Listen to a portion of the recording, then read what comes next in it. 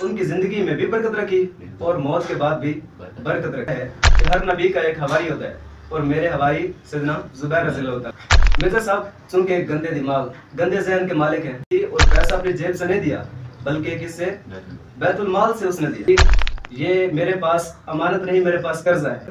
یہ جھوٹا الزام لگایا ہے کہ وہ خیانت کرتے تھے، تو فرمایا کہ یہ 1.5 لاکھ میں میں لیتا ہوں۔ بالکل سراسر جھوٹ ہے، اس حدیث میں 1 کروڑ کی بات ہی نہیں۔ السلام علیکم ورحمۃ اللہ وبرکاتہ۔ وعلیکم السلام ورحمۃ اللہ وبرکاتہ۔ مولانا کیا حال ہے؟ الحمدللہ جی، اللہ کے کرم ہے۔ ماشاءاللہ آپ نے ہمیں بہت اپنا قیمتی وقت دیا، یہ ہمارے لیے اعزاز کی بات ہے کہ آپ نے ہمیں اپنا قیمتی وقت دیا ہے۔ مولانا آپ سے میں نے ایک سوال پوچھنا تھا جی، وہ یہ ہے کہ انجینئر محمد علی مرزا صاحب کی میں نے کئی ویڈیوز سنی ہیں، وہ بخاری مسلم کا حوالہ دیتے ہیں جی تو اس کے بارے میں آپ کا کیا خیال ہے؟ جی، انجینئر محمد علی مرزا صاحب بڑا کام کر رہے ہیں میڈیا پر۔ بالکل ہی ایسے ہی ہے جی، بخاری مسلم کے نام لے کر حدیثیں بیان کرتے ہیں، صحابہ کے احوال بیان کرتے ہیں، بالکل ہی جی۔ لیکن افسوس کی بات یہ ہے کہ جو بات ہوتی ہے اس بات کو اسی انداز میں پیش نہیں کرتے، اچھا، بلکہ بات کو ایک دوسرا منفی رنگ دے کر، منفی اثر دے کر اس کو بیان کرتے ہیں۔ اور بخاری مسلم کا نام لے کر انجینئر محمد علی مرزا صاحب نے صحابہ پر جھوٹے الزامات کی بوچھاڑ کی ہے۔ اچھا، اس کی میں آپ کے سامنے ایک مثال پیش کرتا ہوں۔ مرزا صاحب نے اپنی ایک ویڈیو میں کہا، ایک حدیث بیان کی اچھا، اور امام بخاری رحمۃ اللہ علیہ کی کتاب صحیح بخاری کے حوالے سے بیان کی، وہ حوالے دیتے بخاری اور مسلم اس کے۔ بیان سے پہلے میں آپ کو وہ حدیث بیان کرتا ہوں کہ حدیث کیا ہے۔ امام بخاری رحمۃ اللہ نے ایک باب قائم کیا ہے، باب برکت الغازی فی مالہ حیا و میتا مع النبی صلی اللہ علیہ وسلم و ولاۃ الامر، کہ جن لوگوں نے نبی کریم صلی اللہ علیہ وسلم کے ساتھ مل کر جہاد کیا اور دیگر حکام کے ساتھ مل کر جہاد کیا، اس جہاد کے نتیجے میں جو ان کے حصے میں مال غنیمت آیا، اس مال غنیمت میں، اس حصے میں اللہ رب العزت نے ان کی زندگی میں بھی برکت رکھی اور موت کے بعد بھی برکت رکھی۔ واقعہ کچھ اس طرح ہے کہ سیدنا زبیر رضی اللہ تعالیٰ عنہ نے اپنے بیٹے سیدنا عبداللہ بن زبیر رضی اللہ تعالیٰ عنہ کو وصیت کی کہ مجھ پر قرض ہے تو میری وفات کے بعد یہ قرض ادا کر دینا، اور سیدنا زبیر رضی اللہ تعالیٰ عنہ اپنی جائیداد میں، اپنے ترکے میں کوئی درہم دینار روپیہ پیسہ چھوڑ کر نہیں گئے۔ ان کے جائیداد میں زمینیں تھی کچھ، تو زمین فروخت کر کے ان کا قرض ادا کیا گیا، اور قرض ادا کرنے کے بعد ان کے ورثاء میں بہت سارا مال بھی ان کے حصے میں آیا۔ تو امام بخاری تو یہ باب قائم کر رہے ہیں غازی کے مال میں برکت کا، مستقل باب قائم کیا ہے، اور سیدنا زبیر رضی اللہ تعالیٰ عنہ کے مال میں جو برکت آئی اس برکت کو بیان کیا ہے، ان کے فضائل کو بیان کیا ہے، حضرت زبیر رضی اللہ تعالیٰ عنہ کے فضائل کو، ان کے مناقب کو۔ سیدنا زبیر رضی اللہ تعالیٰ عنہ جلیل القدر صحابی ہیں، جن کے بارے میں نبی کریم صلی اللہ علیہ وسلم نے فرمایا ہے کہ ہر نبی کا ایک حواری ہوتا ہے، اور میرے حواری سیدنا زبیر رضی اللہ تعالیٰ عنہ۔ سیدنا زبیر رضی اللہ تعالیٰ عنہ عشرہ مبشرہ میں سے ہیں، جن کے متعلق نبی کریم صلی اللہ علیہ وسلم نے فرمایا کہ اے زبیر تجھ پر میرے ماں باپ قربان۔ تو ان جلیل القدر صحابی کے بارے میں امام بخاری رحمۃ اللہ علیہ ان کی مال میں برکت کا ایک باب قائم کر رہے ہیں اور ان کے فضائل بیان کر رہے ہیں۔ یہ تھا امام بخاری رحمۃ اللہ علیہ کا انداز، اور دوسری طرف انجینئر محمد علی مرزا صاحب کا انداز ہے اس حدیث کو بیان کرنے کا۔ مرزا صاحب چونکہ گندے دماغ گندے ذہن کے مالک ہیں، تو انہوں نے ایک صحیح بات سے بھی غلط نتیجہ نکالا ہے۔ مرزا صاحب نے کہا کہ جی سیدنا زبیر رضی اللہ تعالیٰ عنہ کی جو نا 1 کروڑ کی زمین تھی، انہوں نے 1 ارب روپے میں، کتنی؟ 1 ارب روپے میں حضرت معاویہ رضی اللہ تعالیٰ عنہ کو بیچی، اور سیدنا معاویہ رضی اللہ تعالیٰ عنہ نے وہ زمین خریدی اور پیسہ اپنی جیب سے نہیں دیا بلکہ کس سے؟ بیت المال سے اس نے دیا۔ سیدنا معاویہ رضی اللہ تعالیٰ عنہ نے وہ جو ادا کیے پیسے بیت المال سے ادا کیے۔ تو یوں مرزا صاحب نے بعد میں کتنی مشکل سے حضرت عبداللہ بن زبیر نے وہ قرضہ اتارا ہے، اور وہ اس طرح اتارا ہے، وہ بھی خیر کیا اتارا، وہ بیت المال سے ہی پیسہ گیا سارا. حضرت معاویہ کو ریکویسٹ کی کہ حضرت زبیر کی یہ زمین ہے، وہ زمین تھی سپوز 1 کروڑ روپے کی، انہوں نے کہا یار یہ آپ 1 ارب کی خرید لیں تو چلیں. تو حضرت معاویہ نے بھی جیب سے کوئی نہیں دیا، بیت المال سے ان کو پیسے دیے. اس طرح مختلف جگہوں سے پیسے کٹ کر کے انہوں نے اپنے باپ کا قرضہ اتارا. بیت المال سے کرپشن کا بہت بڑا الزام لگایا ہے، یہ سراسر جھوٹ ہے. سیدنا زبیر رضی اللہ تعالیٰ عنہ پر جو ہے نا قرضہ بہت زیادہ تھا. وہ اس طرح کے لوگ آپ کے پاس امانتیں رکھتے تھے، اور سیدنا زبیر امانتیں لیتے وقت ان لوگوں کو صاف کیا دیتے تھے کہ جی یہ میرے پاس امانت نہیں، میرے پاس قرضہ ہے. یعنی جب امانت ہو تو استعمال نہیں کیا جا سکتا، جب قرضہ بن جائے، قرضہ بنا کر رکھ لی جائے تو وہ چیز استعمال کی جا سکتی ہے. تو سیدنا زبیر رضی اللہ تعالیٰ عنہ اس مال کو قرضے کے طور پر لے لیتے تھے اور پھر غریبوں میں تقسیم کر دیتے تھے. اور مرزا صاحب نے ادھر کیا کہا کہ سیدنا زبیر رضی اللہ تعالیٰ عنہ لوگوں کی امانتیں رکھ لیتے اور ایسے غریبوں میں تقسیم کر دیتے، بانٹ دیتے تھے. اب آپ سوچیں گے حضرت زبیر عشرہ مبشرہ، اور وہ جنگ جمل سے 1 دن پہلے اپنے بیٹے کو کہہ رہے ہیں، بخاری کے الفاظ ہیں کہ ہو سکتا ہے میں کل مارا جاؤں تو تم نے میرا قرض اتارنا ہے. اب آپ سوچیں گے کہ اس کے اوپر قرض اربوں روپے کا ہے، وہ کتنے کی انہوں نے.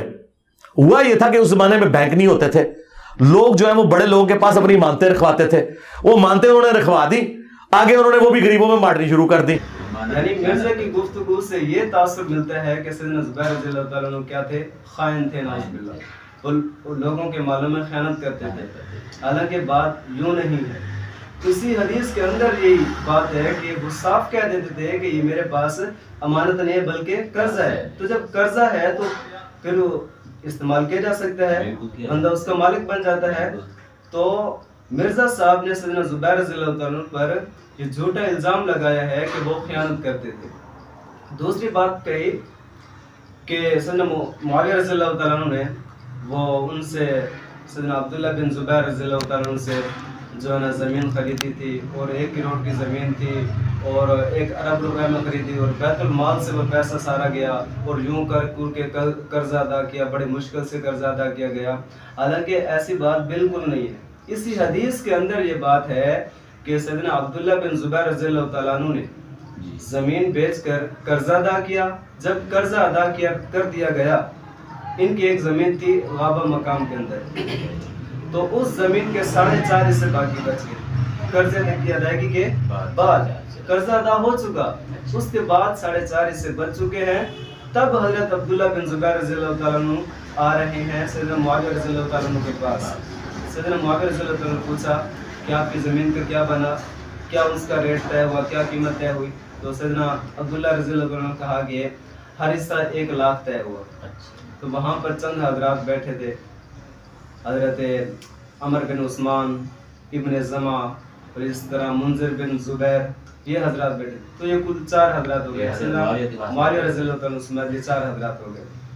تو سیدنا معاویہ نے پوچھا کہ کتنے حصے باقی ہیں؟ انہوں نے کہا کہ 4.5 حصے باقی ہیں. منذر بن زبیر نے کہا کہ 1 حصہ میں 1 لاکھ کا خریدتا ہوں، جو ریٹ طے ہوا تھا. عمر بن عثمان نے بھی کہا کہ 1 حصہ میں لیتا ہوں. ابن زمع نے کہا کہ 1 لاکھ کا 1 حصہ میں بھی لے لیتا ہوں. تو 3 حصے لے لیے انہوں نے. 4.5 میں سے 3 حصے ان حضرات نے لے لیے، باقی کتنے بچے؟ 1.5 حصہ. سیدنا معاویہ نے کہا کہ کتنا بچ گیا؟ تو انہوں نے کہا کہ 1.5 حصہ بچ گیا. تو فرمایا کہ یہ 1.5 حصہ 1.5 لاکھ میں لیتا ہوں. تو دیکھیں اب جو ریٹ طے ہوا تھا اسی ریٹ پہ، جس ریٹ پہ باقی حضرات نے وہ زمین لی تھی، اسی ریٹ پر سیدنا معاویہ رضی اللہ تعالیٰ عنہ لے رہے ہیں. ادھر اس کا مرزا جیل میں کیا الزام ہے کہ 1 کروڑ کی زمین 1 ارب، بالکل سراسر جھوٹ ہے. اس حدیث میں 1 کروڑ اور 1 ارب کی کوئی بات ہی نہیں ہے. تو مرزا صاحب نے سیدنا معاویہ رضی اللہ تعالیٰ قرضہ کے بعد دیکھیں، قرضے کی ادائیگی کے بعد یہ سیدنا معاویہ رضی اللہ تعالیٰ عنہ اور سیدنا عبداللہ بن زبیر رضی اللہ تعالیٰ عنہ کا معاملہ ہو رہا ہے. مرزا نے کہا کہ قرضے کی ادائیگی کے لیے یہ معاملہ ہوا اور یوں کرپشن ہوئی. 2 بڑے الزامات لگا دیے اس نے. ایک کیا کہ 1 کروڑ کی زمین 1 ارب روپے میں لی، اور دوسرا الزام کیا کہ وہ بیت المال سے پیسہ دیا، اپنی جیب سے نہیں دیا.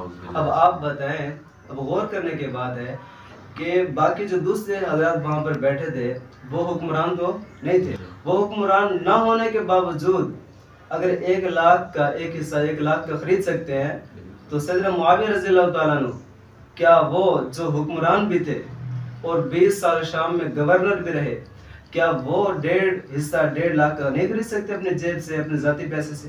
خرید سکتے, بطریق اولا خرید سکتے ہیں. تو یوں کہنا کہ بیت المال سے سارا پیسہ گیا ہے, یہ سیدنا معاویہ رضی اللہ تعالیٰ عنہ پر سراسر جھوٹ ہے اور کرپشن کا الزام لگایا ہے. اور اس کرپشن میں سیدنا عبداللہ بن زبیر کو شامل کیا ہے جو پیسے لینے والے ہیں, نعوذ باللہ. اسی حدیث کے آخر میں ہے سیدنا عبداللہ بن جعفر رضی اللہ تعالیٰ عنہ, انہوں نے قرضہ لینا تھا سیدنا زبیر رضی اللہ تعالیٰ عنہ سے 4 لاکھ کا. تو اسی زمین سے ہی غابہ کی جو زمین تھی اسی سے یہ قرضہ بھی ادا کیا گیا, اس کا کچھ حصہ دے کر. تو چونکہ ریٹ کیا طے ہوتا ہے ہر حصے کا 1 لاکھ, تو انہوں نے 4 لاکھ قرضہ لینا تھا. تو ان کے حصے میں کتنے آئے؟ 4 حصے آ گئے. وہ 4 حصے حضرت عبداللہ بن جعفر جو کہ حضرت علی رضی اللہ تعالیٰ عنہ کے بھتیجے, انہوں نے اپنا حصہ یہ 6 لاکھ کا بیچ دیا حضرت معاویہ رضی اللہ تعالیٰ عنہ کے پاس 2 لاکھ کے نفع کے ساتھ. ٹھیک ہے, تو نعوذ باللہ اب یہاں پر بھی یہی کہا جائے گا کہ حضرت معاویہ رضی اللہ تعالیٰ عنہ نے یہ جو عبداللہ بن جعفر کو پیسے کی ادائیگی کی ہے, پیسوں کی, یہ بیت المال سے ادا کیے ہیں.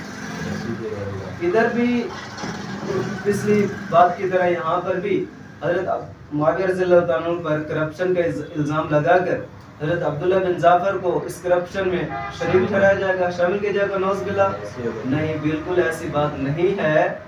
نہ انہوں نے کرپشن کی ہے بلکہ اپنی جیب سے پیسے ادا کیے ہیں. یہ مرزا کا سراسر جھوٹا الزام ہے سیدنا معاویہ رضی اللہ تعالیٰ عنہ پر. مرزا سیدنا معاویہ رضی اللہ تعالیٰ عنہ کے بغض میں آ کر ایسا اندھا بن چکا ہے اسے یہ خیال بھی نہیں رہتا کہ میرے فتوے کی زد میں کون آ رہا ہے اور کون نہیں آ رہا. وہ دھڑا دھڑ یوں ہی فتوے دینے لگ جاتا ہے. حالانکہ اسی کی بات ہے کہ بغیر ثبوت کے کسی کلمہ گو مومن پر الزام نہیں لگانا چاہیے. جب تک آپ کے پاس پراپر ثبوت نہ ہو آپ کسی کے بارے میں کوئی رائے قائم نہ کریں. اس طرح کسی مسلمان کلمہ گو اہل قبلہ کے اوپر پلیز اس طرح کے الزامات نہ لگائیں. اللہ سے ڈریں. چاہیے جائے کہ ایک جلیل القدر بڑے درجے کے صحابی ہوں, ان پر کسی قسم کے الزام لگائے جائے. تو ہم مرزا صاحب سے گزارش کرتے ہیں کہ بخاری مسلم کا نام تو لیتے ہیں آپ حدیثیں تو بیان کرتے ہیں, صحابہ کے احوال بیان کرتے ہیں, ان کے معاملات بیان کرتے ہیں, لیکن جو جس طرح بیان ہوئے ہیں, جو صحیح بات ہے, جو حقیقت ہے, اسی طرح آپ بیان کریں. اپنے بغض کی بھڑاس نہ نکالیں. ٹھیک ہے, تو ہم مرزا صاحب سے یہ گزارش کریں گے کہ ایسے بیانات دینے سے گریز کریں اور جو سچی بات ہے, جو حقیقت بات ہے, وہی بیان کریں. اور ایسے بیانات جو اس نے صحابہ کے بغض میں آ کر صحابہ پر ایک منفی ذہن بنانے کی کوشش کرنے کی جو ویڈیوز اس نے بنائی اور اپنے چینل پر چڑھا رکھی ہے, اس کو چاہیے کہ یہ جلد از جلد ان ویڈیو کو ڈیلیٹ کرے. دیکھیں, جس نے کہا ہے کہ بغیر ثبوت کے کسی مومن پر جھوٹا الزام نہیں لگانا چاہیے, تو اس پر کوڑے لگانے چاہیے. جی, مرزا صاحب کا بیان ہے, اسی کا کہنا ہے کہ جو کسی پر جھوٹا الزام لگائے اس پر 80 کوڑے لگانے چاہیے. تم سب لوگوں کو 80 کوڑے نہیں لگنے چاہیے جھوٹا الزام لگانے کے اوپر. بے شرمو, شرم نہیں آتی ہے. تو مرزا صاحب نے صحابہ پر جو جھوٹا الزام لگایا ہے, کیا یہ ان کوڑوں کا مستحق نہیں ہے؟ اس پر 80 کوڑے لگنے چاہیے یا نہیں لگنے چاہیے؟ اس سے زیادہ لگنے چاہیے. 80 نہیں بلکہ اس پر 800 کوڑے لگنے چاہیے. ایک جھوٹ نہیں ہے, بہت سارے جھوٹ آ چکے ہیں اس میں الزامات کے. جزاک اللہ, آپ نے ہمیں ٹائم دیا, شکریہ. اللہ تعالیٰ آپ کو دن میں ترقی عطا فرمائے.